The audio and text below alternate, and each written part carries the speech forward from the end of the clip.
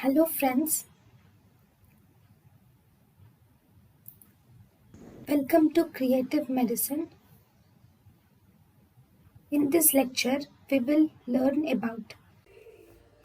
Hello friends, let us now learn about a new topic today about dementia. So what is this dementia? Dementia is loss of memory, loss of intelligence, loss of personality, loss of learned behavior. So we have loss of memory, loss of intelligence, loss of personality and loss of learned ability. So all these are together called as dementia. And in this dementia, the patient may present with sometimes with aphasia, that is inability to speak.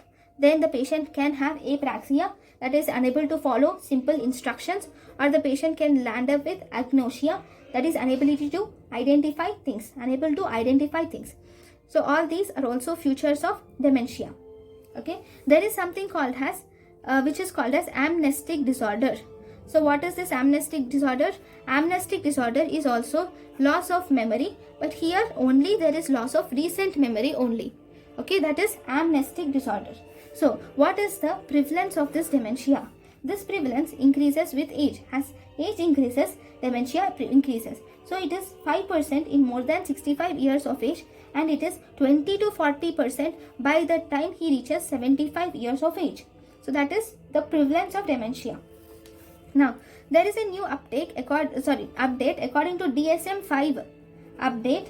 This dementia and amnestic disorder, this dementia plus this amnestic disorders, both these are together called as major neurocognitive disorder. This dementia and this amnestic disorder, both these are together called as major neurocognitive disorder. Then we have one more thing which is called as new diagnostic category for mild cognitive disorder is also added. For mild cognitive disorder, a new diagnostic criteria has been added. So what are the dementia? What are DSM-5 updates? There are two updates. One, dementia and amnestic disorder are considered as new entity, that is major neurocognitive disorders. And second, new diagnostic category for mild cognitive disorder is also added. So for this dementia, we will have to do MMSE test, that is mini mental status examination is done. If this mini mental status examination score is less than 24, then we call it as dementia. And it is not a test for visual acuity. You should look out at visual acuity also. It is not a test for visual acuity. This mini mental status examination is actually a bedside test for cognition.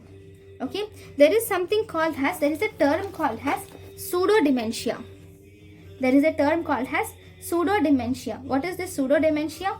Pseudodementia is here the patient has no dementia. In reality, the patient has no dementia, but his mini mental status examination is less than 24.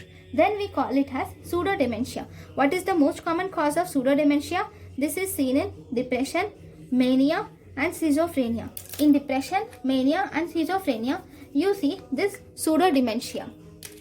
This is also important.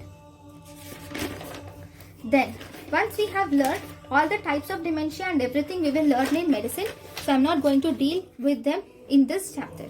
So thank you guys for watching my lecture. In the next class we will learn about anxiety. Thank you. Thank you and thank you for watching.